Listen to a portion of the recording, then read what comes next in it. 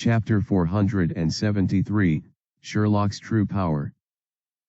As all the heroic rank adventurers littered the battlefield, the tension that pervaded the air became so vivid that everyone could feel it. It was a massive space, but somehow both sides felt as close to the conflict as one could possibly get. The group within the White Dome, ignorant but hopeful, were in full support of Jet and Lux. Now that Noah had joined the fray, he too had their support. The other side, shrouded by a golden barrier, already knew who the enemies were, Jet and Lux, and they also knew that they had to die. With these two sides having their representatives in a 3-against-1 deadlock, the battle was about to get even more chaotic. And everyone waited in anticipation to see who would win, and more importantly, who would lose. "Stay out of this, Sherlock," Britta growled as she glared intensely at the young man who stopped her. He was barely an adult, yet he had enough strength to stop her attack. "I can't believe it." Her thoughts nearly trailed off, but she pulled it back to the current conflict. "I'm sorry, but I can't."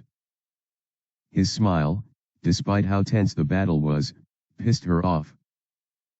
The ignorant lad had no idea about the stakes of the battle, yet he was defending them. "Why? Listen, Sherlock, those two are dragons." "Yeah.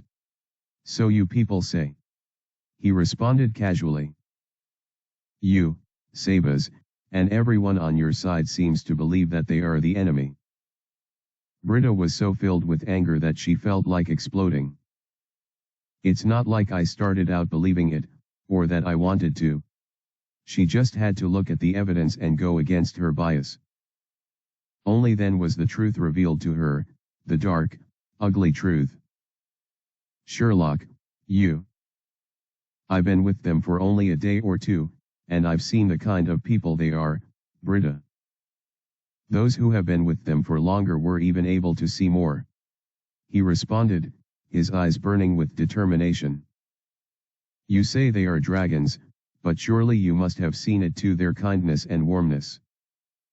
Britta was once again reminded of the embrace she shared with Jet, how he saved her from the monsters like she was a damsel, and how he wreaked righteous judgment on the vile creatures that would have killed her. She owed him her life, and before she knew it, her heart as well. And no. They're just deceiving us. They've deceived you, them. They deceived me. Britta mumbled, her grip on the blade growing weak. Then, Noah's voice came soft, but strong. "Do you really believe that?" The question caused Britta's resolve to waver. The strength that she had tried so hard to maintain for so long began to crumble. I. Her hands shook even more, and more of her grip loosened. "Britta, I need your support now." The panicked voice from Sabas suddenly woke her from her hesitation, and before she even realized it, her tight grip returned. "I believe it." She put her weight behind the attack, and Sherlock swiftly twisted his body to remove some of the force. The result was a repulsion effect that forced both sides to slide a few meters away from each other. "Is that so? Such a shame. The true shame is you supporting vermin like them over your own race." "Ha." Sherlock brandished his katana and took a battle stance. Black energy began to dance around him, with flashes of lightning crackling all over himself and his blade. Sherlock didn't bother making his katana invisible since Britta's would be able to detect it, so he opted for the more direct approach. As heroic rank adventurers, petty tricks and underhanded moves would hardly make the cut. In this level of combat, both parties simply had to go all out and use everything in their arsenal. The one with the greater skill and power would be the victor. Whoosh! Britta took the initiative and charged at Sherlock, her blade ready to deal multiple slashes at once. To her knowledge, Sherlock didn't have a proper defensive skill that would give him an edge in his fight against her. Well, she was wrong. I believe you've never seen me at full power. Waves of shadow suddenly swept all around Sherlock, instantly wrapping him in a cocoon that protected him from her assault. So it makes sense that you don't know what my skills are. Sherlock relied mostly on his items, and while he was known to use shadow magic in a lot of proficient ways, he was never really seen utilizing more than that in his battles. At the very least, that was how it seemed. But, maybe I'll show you a glimpse. Sherlock's voice suddenly came from behind Britta, forcing her to turn back in a jiffy. Yet, she saw nothing. Then, boom! A powerful explosion of both darkness and lightning charged forth, slamming against her in her confused state. Ack! Spitting out drool, Britta found herself flying a few meters into the air. Her mind was beyond boggled. What just happened? Her told her that he was indeed behind her, but when she turned, she saw nothing. Then, while she was trying to reconcile her sight with her senses, she was hit with a powerful barrage. Did he turn his entire body invisible? While she was having this thought, she suddenly saw a brilliant flash of explosive power above her. Turning towards the brilliant display overhead, she saw Sherlock raising his blade to send a powerful attack her way. He got up there so quickly? How? Teleportation. Once again, Britta's perception was thrown into a state of confusion. While her eyes saw Sherlock and the dangerous power he was about to unleash on her, showed her nothing. In that split second, she had to decide which one to follow, and before she could even decide, her reflex kicked in, and she instinctively blocked the attack from above. But that was the wrong move. I've got you. Sherlock's voice came from beneath her, and so did several shadow tendrils. Britta. Asterisk. Asterisk. Asterisk. Thanks for reading. I'm sure you all have an idea as to what exactly Noah did in that situation. Let's hear it. Chapter 474, Sherlock's True Power. Noah's 3 exclusive skills didn't seem so special at first glance. And, with the exception of some moves that could be done with, they were mostly useful for defense and evasion. However, after honing his abilities and properly practicing with these skills, Noah could properly use them for offensive moves. When he started his fight with Britta, he used his to defend himself, while using a bit of propulsion to slip through the ground and appear behind her. Then, he used his voice to call her attention to him. This, along with the effects of her, allowed her to locate his position, even though she never saw him leave his black cocoon. Even if she suspended disbelief for that moment, due to the directive of her senses, Britta encountered another dilemma when there was no visual representation of what she was sensing. This was thanks to. It was only a visual illusion, but it worked wonders to confuse Britta's senses for a moment. Enough for him to attack her and send her flying. Of course, the only reason he could land a hit on her despite her senses even with her confusion was due to his impressive stats. If he was much slower than her, she would have reacted and evaded his blow. However, since they seemed to be pretty much on the same level of power and speed, he was able to dominate her by imposing a delayed reaction on her end. But, that wasn't all. Taking advantage of his visual illusions, he created a bright and noticeable light show that easily caught her attention and distracted her even if only for a few moments from his brewing attack below her. Thanks to this, he was able to hit her a second time. It was very easy to confuse a person by providing different information to their respective senses. Even such a person would eventually recover, damage could already be done. That was Noah's special advantage, his true power. The shadow tendrils charged at Britta with immense speeds, but she quickly moved, swinging her blade to cut down everything in sight. Several tendrils passed through her slash and neared her face, threatening to blow it away, which caused her to hesitate for a moment again. This move gave Sherlock the window to strike her a second time with the dull side of his blade, sending her crashing to the ground. Boom! Smoke rose from the ground, and with several shattered pieces of rocks and marble occupying the area around Britta, she bitterly stared at the ground in confusion. What the hell is happening? At first she thought he turned himself invisible, but then he had teleportation, or was it duplication? What was he doing to her? She saw something and sensed something else, so perhaps he was messing with her sensory capabilities. Even though the answer was pretty simple, visual illusions, Britta could not arrive at such a conclusion with the limited information she had. It was indeed one of the options, but there were so many others. I could close my eyes to escape the illusions, but what if it is my senses that are being affected, and not my eyes? That would mean that her was unreliable, since the skill merely improved her sensory abilities to several degrees. He could have a duplication skill, as well as teleportation, which explains how he can switch so quickly and also move very fast. Or is that just an illusion? Britta was confused to the core, but before she could properly address the confusion, Sherlock charged at her once again. I'll do it.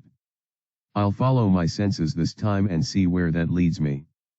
Britta tightly gripped her blade and readied herself for the assault. Several shadow constructs charged forth, but Britta decided to ignore them. My senses aren't picking up anything. The shadow slipped through her, confirming one of her many theories, that they were mere physical illusions. Then, she went ahead to strike him. He easily parried her strike and went for a counter, which she was also prepared for. As she watched his blurry blade descend upon her in a downward vertical strike, though, something felt off. The pressure of the strike was real, and she could indeed sense the presence of something. But it felt off. Still, Britta blocked the attack, only for her wrist to be sliced through almost instantly. Yet, her blade fell out of her hand immediately, with blood spurting out of her open wounds. What just happened? Her eyes widened as she saw Sherlock's kick nearing her face. Despite the pain from her wounds, Britta quickly responded and moved her body so she could dodge the kick by pulling away, leaving his reach. It worked. But, bam! His heel was planted on her face, sending her crashing to the ground yet again. At this point, Britta couldn't explain anything. She was just too confused, as well as tired. Can you still stand? Sherlock's voice echoed as he stood right in front of her. Britta tried, but her body felt weakened. Even if she could, her blade was far away, and several shadow tendrils surrounded her, threatening to drill holes into her. Some were real. Some weren't. However, it was difficult for her to really tell between the two since the shadows keep moving and overlapping with one another. It was at this moment that Britta had an epiphany. She realized her mistake. Your blade. It was invisible from the start, wasn't it? She muttered, covering her face in shame. You merely made it look visible using that illusion of yours. Back then, when she parried his blade, yet felt something was off, that was because it wasn't his blade she parried. Perhaps it was a shadow construct or something, but it wasn't the night blade. Sherlock then swung the blade in quick motion, while she was still disoriented and in a fixed position, to cut through her wrist. The kick too. Your real body and the illusion slightly overlapped, making it seem like your reach was only so far when it was probably a meter longer. These were small differences, tint details that seemed inconsequential compared to flashy moves, but in their fight, those were the determinants of victory. "I've lost, Sherlock." Britta sighed, tears falling from the hands that she covered with her bleeding hand. "It's your victory." Asterisk. Asterisk. Asterisk. Thanks for reading. That was quite a ride, right? I hope you enjoyed the chapter and the fight. Looks like Noah was superior, after all. Chapter 475, End of the line. I'll have to apologize to Jet for not listening to his final words. Noah sheathed his blade as he heaved a sigh, a bit of mist leaking out of his lips. He cast his gaze on Britta, who remained silent as she lay on the ground.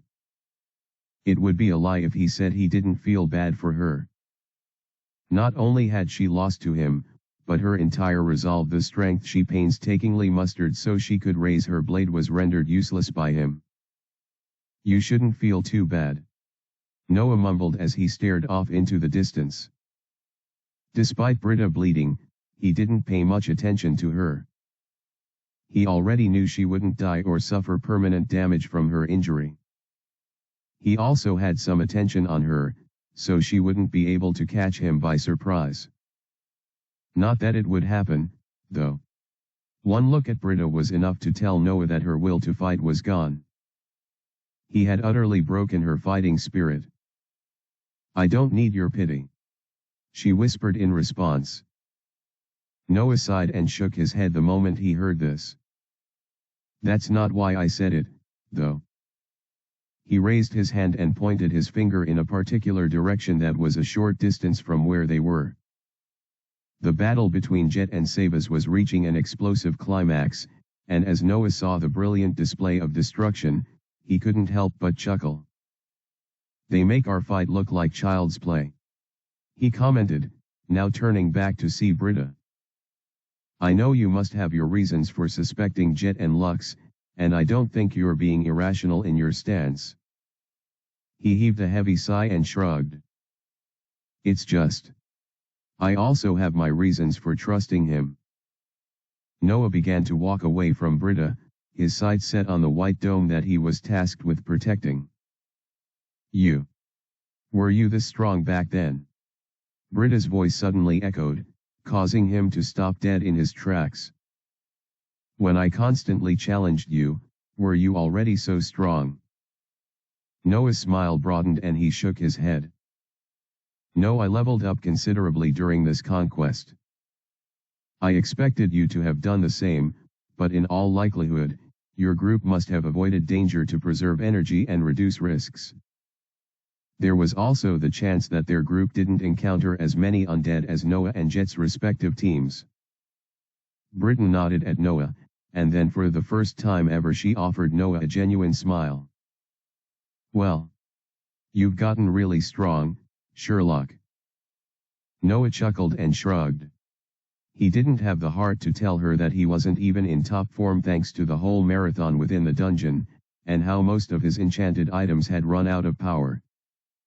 It would just make her feel bad.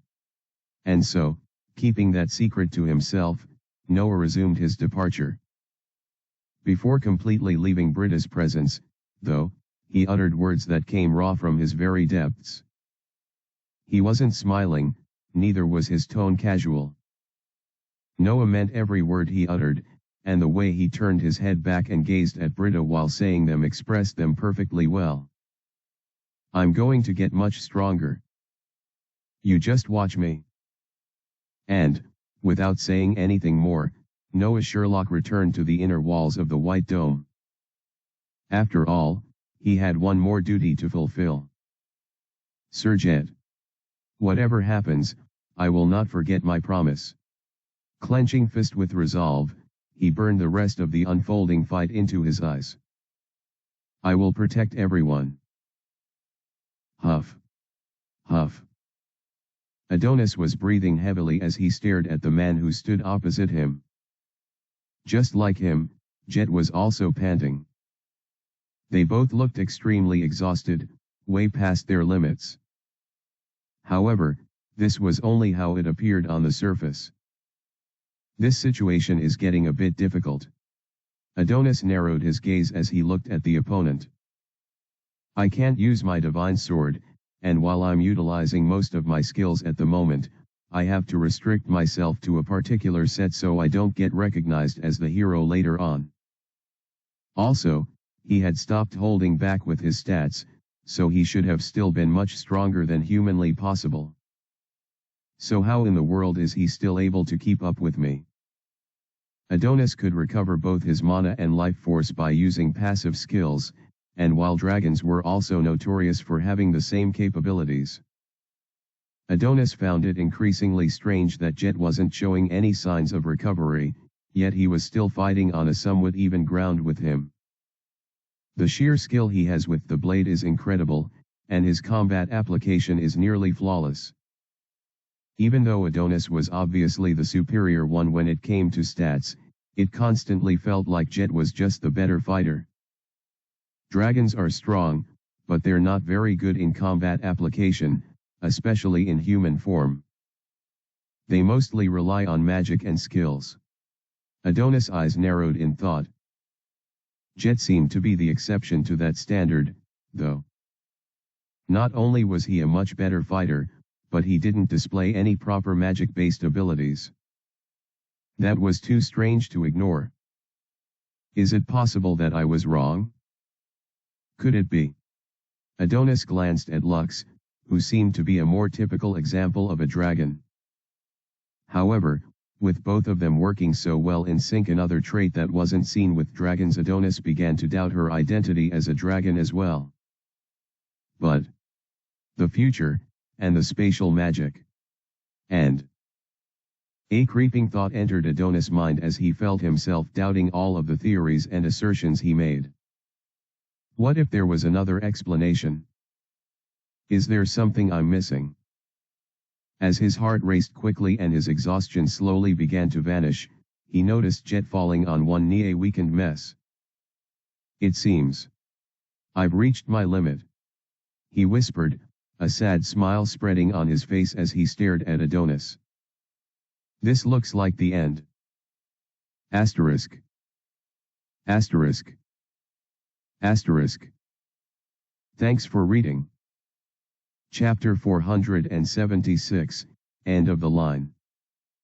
All eyes were wide, some with surprise while others in anticipation. The adventurers all witnessed the fall of the mighty. Jet knelt with one leg, his disheveled and wounded body barely able to withstand the amount of energy he was displaying. Zzzzzzzzttzzz. The purple electricity that shrouded his body began sizzling out, and the look on his pale face showed how close he was to passing out, if not just straight up dying.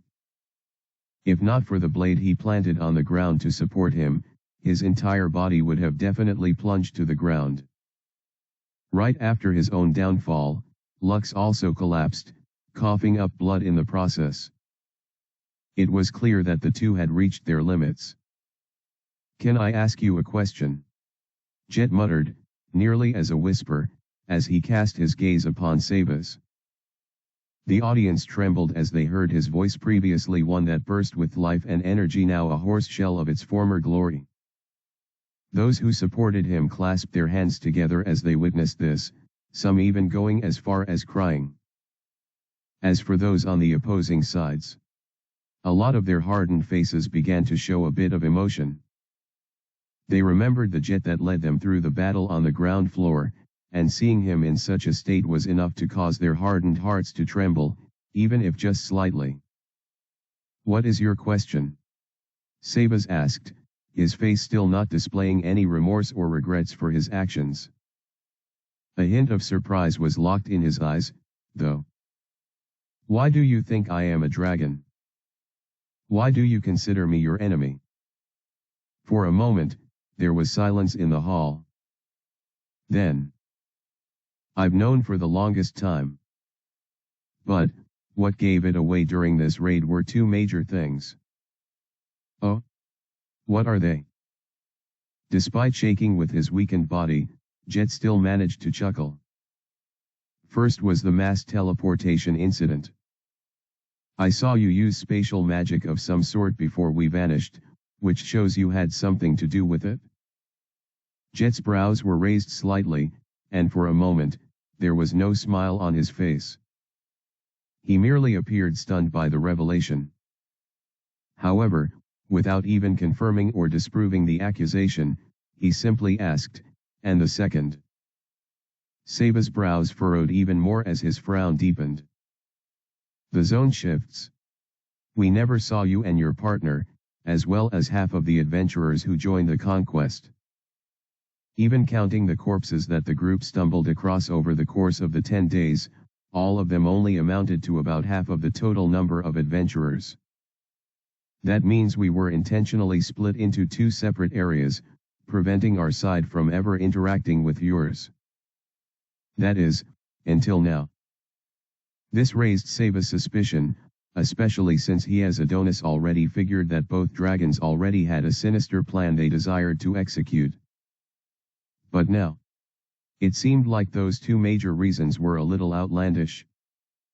Not only had Jet not used any kind of spatial magic since they started fighting, even when it would have been incredibly advantageous for him to do so, but the adventurers that were separated to the Jet and Lux side were still not harmed.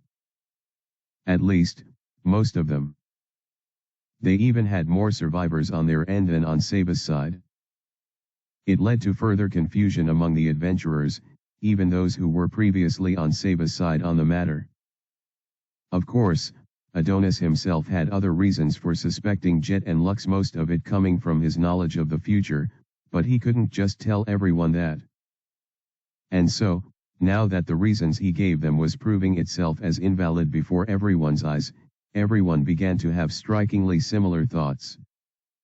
All of them culminated into one simple meaning. Could we have been wrong about this? It was possible that they misunderstood a lot of things, including the relationship between all the events that happened and the people they were pinning it all on. In the first place, the only reason they thought Jet and Lux were dragons was because Sebas convinced them. They hadn't even seen them transform, not even once.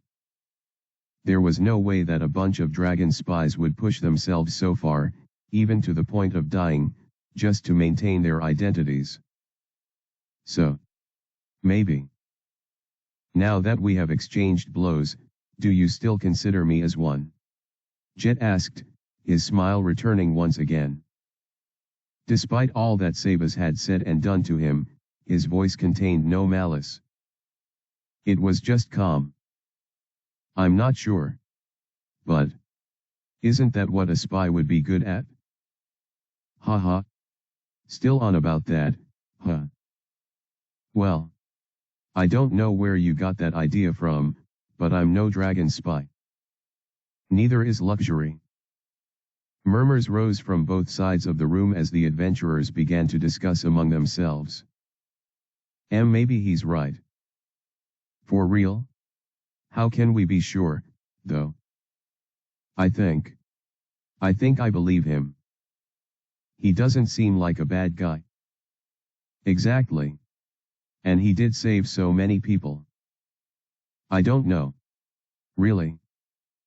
Seba's side seemed to be losing a lot of followers, and as the conflicting discourse within the Golden Dome became louder and more chaotic, Sebas raised his voice and stomped on the ground.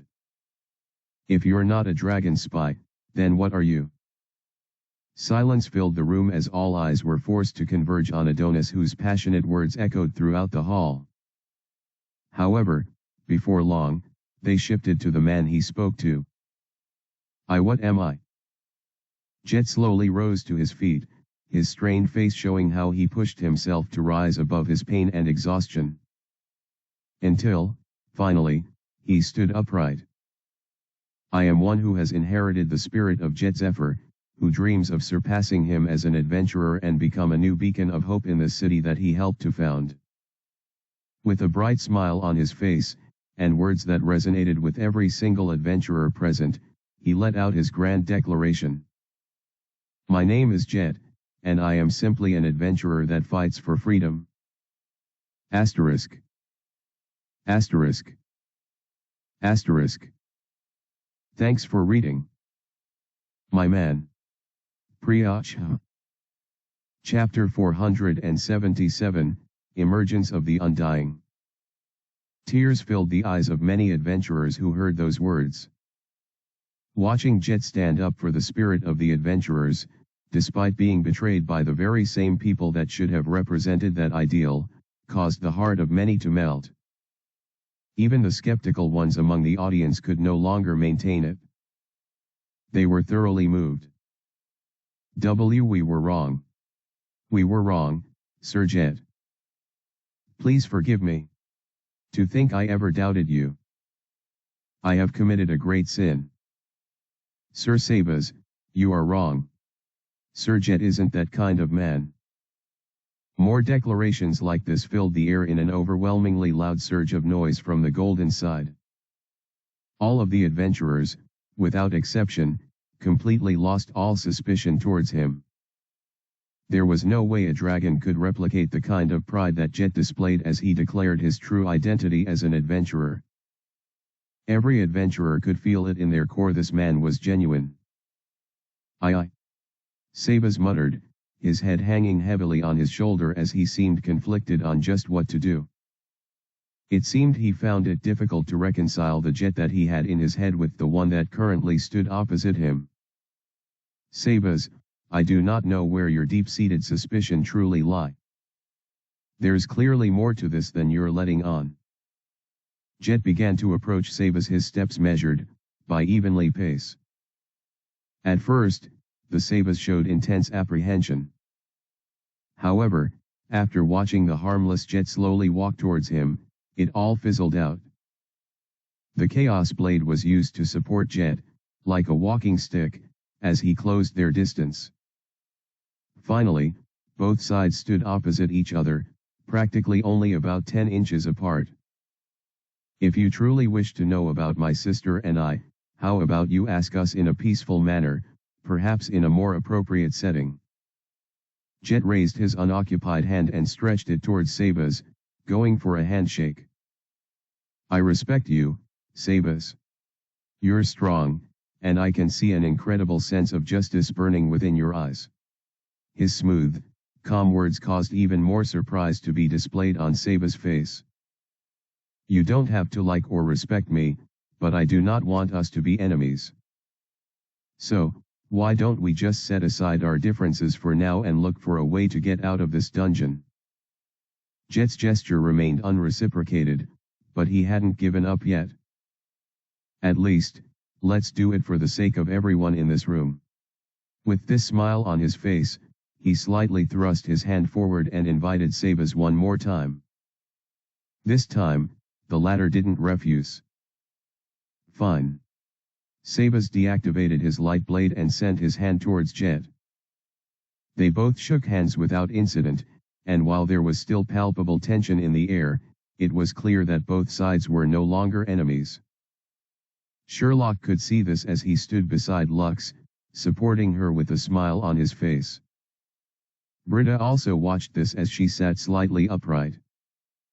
All the adventurers saw the end to the terribly long battle and could all feel the warm embrace of relief. Finally, the worst was finally over. Thank you. Now, let's figure a way out of here. How boring. The sudden voice of a certain entity instantly caused everything and everyone in the hall to experience instant suspension. It was almost as if everything in the world was on pause. Then, emerging from beneath the marble ground, like a phantom too big to properly explain, was an entity that represented pure chaos. Its bony body gleamed with purple energy as it seamlessly passed through the ground, and once it appeared in all of its glory, the world trembled to welcome its presence. Its overwhelming presence. Massive in height, about 15 meters tall and glorious in form, the colossal undead gazed upon those who could not move a single muscle upon its emergence. Its bony wings unfurled from their positions, and dark purple energy replaced the flesh that would have made up the wings. This energy pervaded the skeletal figure. From its glowing eye sockets, to its sharp claws, and ultimately the incredibly dense energy that surrounded every facet of its body. Then, protruding from the head of this magnificent entity were horns. Not 3, or 4, or even 5. There were 6. 6 horns, all burning bright intense energy that everything around trembled. HAAA. You all wake me from my slumber, yet you're so boring. It let out its thunderous voice in a mildly annoyed manner. The corruption that oozed from him. The dense miasma that flowed from where he stood. They were enough to overwhelm anyone. Those who set their eyes upon him shook in fear, indescribable fear that came with an impossible understanding of who, or rather what, this entity was. Yes, it was a skeletal dragon, but no one had ever seen one with 6 horns. For the majority who stared at this being, they indeed felt the weight of fear of them. Even if they dwelled in the realm of ignorance, they knew that this was an existence far higher than them. However, for the one among them who had knowledge, who knew just what the 6 horns of the dragon before him meant, he didn't merely feel fear. He experienced despair. That's not even a commander. Or a general. Appearing right in front of everyone, in that decisive moment, was a being that many had only heard of but never seen. A dragon lord. What a commotion you have made. The dragon commented, casually having its seat while staring all around it. Still, I quite enjoyed watching you squabble amongst yourselves. Why did you have to stop? The adventurers would have gulped several times over, but they instinctively felt like they didn't even have the permission to do so. Well, since you are all done entertaining me, I suppose it's time for the last use I will have of you. No one could tell the expression of a skeletal dragon. But everyone who gazed upon this malevolent being instantly recognized what look it was making. A broad, maniacal grin. You'll make a fine addition to my collection. Asterisk. Asterisk. Asterisk. Thanks for reading. How many of you saw this coming? Let's be honest here. Come on. Ha ha ha ha. Chapter 478, When Despair Creeps. What is a dragon lord doing here? As Adonis watched the skeletal dragon, overwhelming fear and intense trauma began to take over his body. More than even the rest of adventurers around, he couldn't stop trembling intensely. That was because he knew just how powerful and cruel a single dragon lord was. Back then, we were never able to beat a single one. The dragon lords were recognized as the unshakable pillar of the dragon society, and so it was practically impossible for a human to beat them. I thought we'd have a few more years to get stronger before trying, but why now? Sure, this was a skeletal dragon and undead were usually weaker than their living counterparts, with a few exceptions. If a dead entity came back as a skeleton, though, then they were most definitely weaker than their living versions. Other than the perks of having a somewhat undying body, there were no real advantages of becoming a dragon. So, yes, it's going to be a lot weaker than the real T. Those barriers will do you no good. The instant the skeletal dragon lord uttered those words, the golden barrier that covered Adonis' group, and the white dome protecting the other side, instantly shattered. His eyes nearly bulged as he powerlessly watched everything, with sweat appearing all over his face. Without nearly putting in any effort at all, this dragon lord had devastated the effects of his. That meant one thing. It still has an SS tier skill. Damn it. The reason why dragon lords were so scary and practically invincible was because they had at least S tier classes, as well as one SS tier skill. In essence, they had a similar build to Adonis, who was the strongest among the other worlders. However, even with the same tiers of classes and skills, Adonis was nowhere close to them when it came to stats and simple biological advantages. Dragons leveled up fast. Their limits weren't the same as humans. They lived long lives, especially dragon lords, so they must have amassed a lot of EXP, hence, more stats. Dragons also had more skills than any human or even otherworlder could dare to imagine. They were on another level entirely. I thought we'd have more time. If I leveled up more and finally advance my hero class to that point. According what the oracle said. But now, it seemed like all his planning had come to an end. Having a dragon lord appear here was pretty much game over for everyone. Looks like we've found your culprit, Sabas. Jet's voice emerged, seemingly out of nowhere, causing Adonis to slowly turn his face to look at the man beside him. Why you? Adonis was stunned to find the look on Jet's face. He's smiling. In the presence of that, Jet had a fearless expression on his face, something that Adonis sorely lacked. At this moment, he was reminded of how he was in the past. The weak, scrawny one who always trailed behind his master, Lucial. It seemed, even after becoming a hero, nothing had changed. That is the dragon you're looking for. The one who caused all of this. And also the one that put the guild master in that state. Adonis' eyes twitched as he found himself going over everything that he blamed Jet for, now fitting it into a new context where the dragon's existence came into account. Not everything made sense, but for the most part, he could see a difference. It has been watching us fight all this time, which means the chances of it watching us even when we were on the ground floor is high. That meant he could have decided to use a mass teleport, even if he didn't use it in the previous timeline's dungeon conquest. Maybe it was asleep then, or wasn't compelled to do so. Either way, it made sense. Also, the zone shift could have also been his doing. He probably wanted to mess around with them, displaying the true nature of a dragon, something Jet and Lux sorely lacked. I still don't understand why Jet was shrouded in spatial energy, but maybe the dragon did it intentionally, to fool me. Perhaps the dragon expected, or orchestrated this outcome.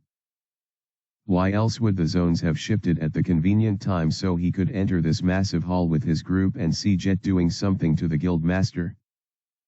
It was all the dragon's doing. I was wrong. Adonis mumbled, his face as crestfallen as possible. I was so wrong. Due to the knowledge of the future, Adonis had unconsciously gotten some kind of tunnel vision that made him obsessively focus on central parts of something without taking the full picture into account. Perhaps if he didn't have such hubris, he would have been able to avoid the present situation. Adonis blamed himself. He felt like crumbling to the ground and begging for forgiveness. Even though he still knew about how the names Jet and Lux belonged to people that would wreak such havoc in the future, he still had no right to be so forward and self-righteous in his approach. What if these people were different from, though related to, the ones who came much later, the true malefactors of the Adventurer massacre several months from now? The timing of their arrival, the nature of their abilities, their appearances. They were all different from the ones he heard of back then. Yet, because he so desperately wanted to fit them into a narrative, he did just that. I'm sorry, J.E.T. Adonis muttered, his eyes leaking out hot tears. The skeletal dragon watched all of them, most likely even the current exchange, with a disconcerted gaze. Adonis could feel the pressure of its stare from above, but he still struggled to speak, just as he struggled to breathe. I was wrong about you. He was wrong about everything. You truly are. Fuwa. You're still talking. A loud yawn, followed by the thunderous voice of the skeletal dragon lord, forced Adonis' words to remain buried. That's enough out of you all. As it said this, a massive spike of corrupted energy began to rush from its body. Time to float. Asterisk. Asterisk. Asterisk. Thanks for reading. Chapter 479, Otherworlders Assemble. Time to float. As soon as it said this, the bony jaws of the skeletal dragon lord opened up, and an immensely concentrated pool of energy began to slowly converge inside it. It formed an orb blackish purple in color that seemed to hold all of chaos inside it. All of this happened in an instant, so before anyone could even think of making a move, the corrupted sphere was done forming. All that remained was its eventual trail into the world. Boom!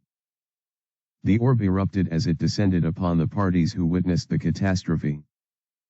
The crowd knew, by instinct, what the incredible energy that rained down on them was. It was miasma, enough miasma to melt all their bodies until not even their bones were left. The best case scenario would be them turning into a grotesque sight like the guild master's corpse.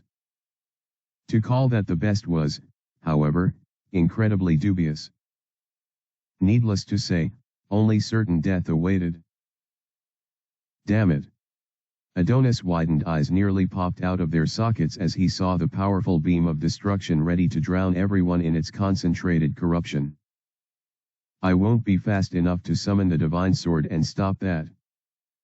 He had taken too long to recover from his initial shock and to pull himself together. The latter was still not a complete process, but he had enough sense to think about the current situation that they were being faced with. Any moment now and everything around would be engulfed in dense miasma. Whether the skeletal dragon was looking to kill everyone or turn them into undead was still unknown to him, but Adonis knew just how deadly this blast was. Even he couldn't take it head on. I could use, but he'll just shatter it. Plus, the greater the range of his defensive barrier, the less dense it would be. Merely at face value, the incoming blast seemed to be of the same caliber if not a step lower from an absolute skill. In essence, if he spread his barrier to save everyone, there was still a chance that the dome would crumble and everyone would die. What if he tried to save only a select few? That would surely make his shield denser, but who was he to decide who died or lived? How would he even go about deciding that? Stuck between making all of these choices, all in a split second, as the beacon of devastation approached, Adonis found himself too paralyzed to take action. He could only stare and shake in all his powerlessness. Then, the adventurer who was just right beside him launched himself up into the air, tightly gripping his blade as the sword became massive in size. He was now wielding a sword that was 3 times over twice his size, coated in a surge of energy that anyone would deem impossible. Then, with a loud voice, he made his decree. Chaos Judgment. Boom! The power from Jet clashed with the corruption that pressed down on him. It nearly crushed his body, to the point where he even had sprays of blood gushing out from all the parts of his body. Still, he did not relent. I can't hold it off on my own. Jet yelled, gritting his teeth as his energy fought to keep the darkness above. Help me, Siba. As Adonis heard this, he didn't realize it when his body moved and his legs propelled him upward. Stretching out both hands, he concentrated his mana at the center and released the greatest amount of light that he could summon at once. It burst forth, an incredible beam of golden energy. Combating the darkness were Adonis' bright golden hues of light and Jet's bright white and blue radiation of energy. Combined together, they created a synergy that exploded upwards, quickly defeating the power that would have annihilated them all. And so, in that moment, they were able to win. Thud. Jet collapsed to the ground, completely drained, while Adonis ended up landing on the floor right next to him. He was on his knees, a little exhausted, but not to the point of being invalid. Jet. As Adonis stared at Jet, realizing from his widened eyes and unmoving body, that he was already out of commission. Thankfully, he was still breathing. That meant he was just unconscious, not dead. Thank you. With a smile on his face, Adonis pushed his tired body to rise up. A look of determination played over his countenance, and he gritted his teeth as looked at the creature above. Not bad. But I could just try. Maybe a little harder this time. Adonis didn't smile at this statement, but he also wasn't displaying his previous hesitation either. His body oozed with sheer confidence, and with his resolve fully strengthened by Jet just moments earlier, he felt something rise up inside him. It was the strength to do more, to transcend his limits. You can try, but it won't work. As Adonis said this, the skeletal dragon chuckled a little, though it might have as well been an earthquake. Such confident, impudent words. You must be quite confident in your abilities, human. It was only at this point that Adonis leaked out a small smile and shook his head.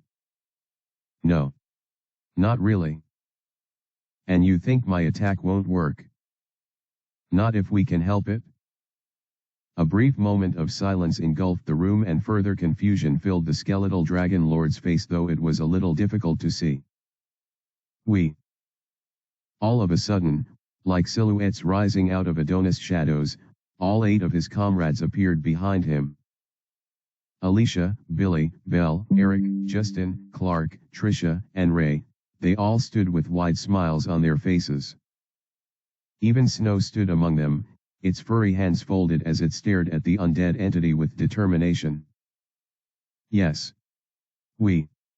Adonis stretched out his hand, and something began to appear atop his palm. Shining brightly, along with his own smile, the object emerged. We can stop you. Asterisk. Asterisk. Asterisk. Chapter 480, Reaching a Pinnacle. The object that emerged wasn't the divine sword. Adonis still couldn't afford to use that unless absolutely necessary. It wasn't out of selfishness, but out of consideration for the grander scheme of things that would come into play if they all managed to survive here. However, the item that floated atop Adonis' palm was just as priceless. The unknown box. It had the power to bring forth the full potential of a skill, without any drawbacks, for a limited amount of time. Since the effects were only temporary, perhaps 5 to 10 minutes, and could only be used by its user once a day, it wasn't an invincible treasure.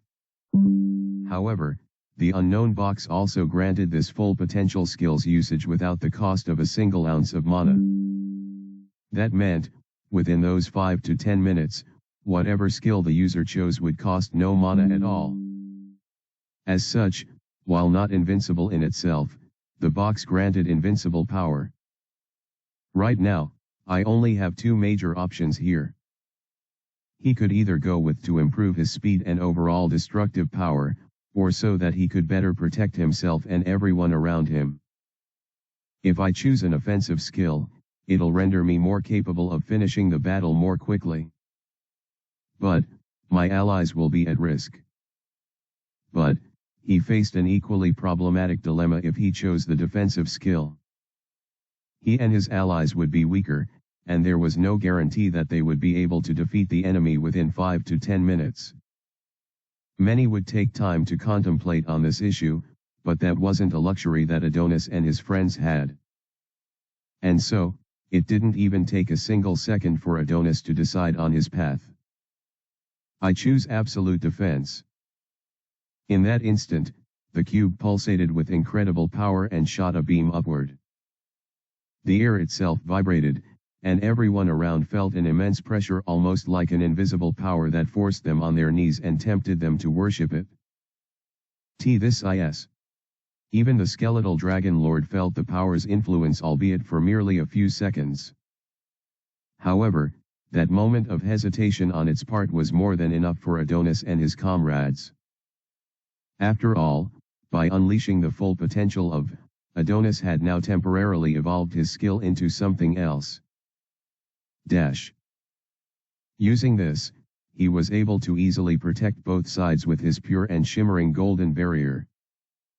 The walls of the barrier were phenomenally sturdier than before, and the safety they offered was beyond what words could describe. It was simply divine. What did you just do? Adonis merely smiled at the dragon's question, watching as the unknown box vanished from his grasp. You don't need to know.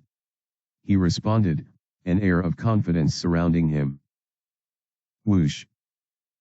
Powerful projectiles, too fast for the eyes to even process, instantly charged at Adonis and his allies from above. But the 10, or rather 11, remained unharmed. Around each of them was a dome of bright and shimmering golden light. It radiated with such intensity that the Dragon Lord had to squint in response to its brilliance. This was the automated effect of the plus. Since Adonis was spending practically no mana at all when it came to this skill, he could spam as many as he liked. In essence, for the duration of this period of grace, he and his friends were invincible. We only have 3 minutes for this, so let's go all out, okay?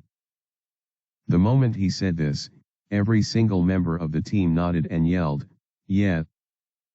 At that moment, the battle began in earnest. Whoosh. While the skeletal Dragon Lord was still recoiling from the brilliance of the golden defenses, close-quarter fighters charged towards it.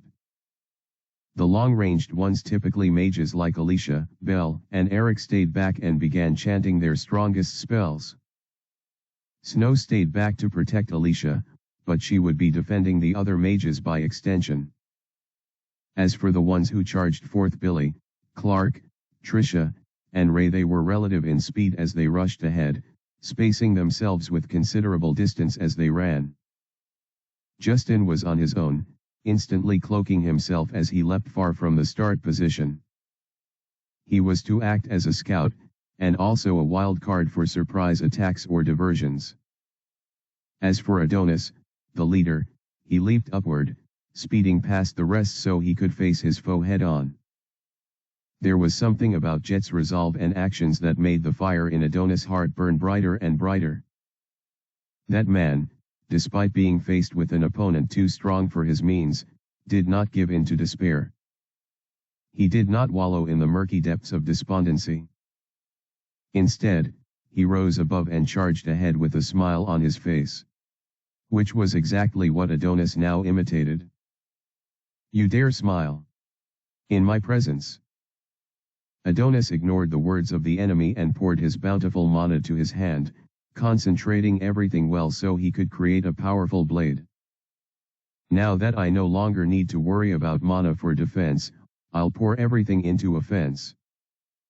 For good measure, Adonis activated his, further boosting his combat ability. With all of these coming into play, his immense mana and overflowing strength, Adonis felt incredible. I can be as reckless as I want with my attacks, and I can be as wasteful with my mana as it will allow. The skeletal Dragon Lord could not hurt him nor his friends given the time, and since the time limit was about 5 minutes, he had more than enough mana to splurge. Let's do this. Filthy dragon. You call me filthy? The intimidating creature yelled in pure fury, but none of it affected Adonis any longer. He was no longer shackled by fear or despair. Part of it was due to Jet's inspiration as well as his current invincible state, but there was also another fundamental reason. Compared to a true Dragon Lord, this one is too weak. Asterisk. Asterisk. Asterisk. Thanks for reading.